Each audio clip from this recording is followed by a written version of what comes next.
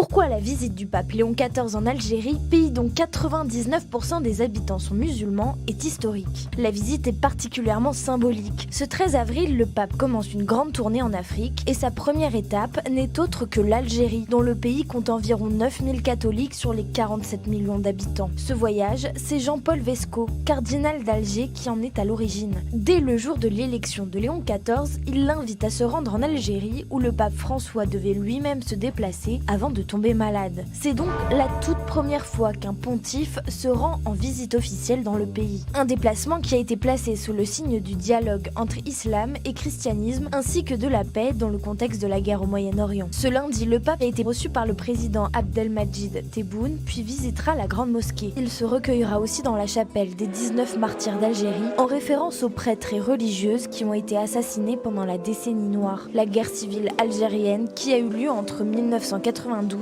et 2002. Ce voyage comporte de nombreux enjeux. 3 ONG internationales, dont Human Rights Watch, ont exhorté Léon XIV à soulever les questions de droits humains et de liberté religieuse auprès des autorités algériennes. En France, beaucoup espèrent également que le voyage papal pourra accélérer la libération du reporter Christophe Glaise, arrêté en mai 2024 à Tizi Ouzou alors qu'il effectuait un reportage sur le football en Kabylie. Le pape de 70 ans se rendra ensuite au Cameroun, en Angola et en Guinée équatoriale, des pays majoritairement chrétiens, contrairement à l'Algérie.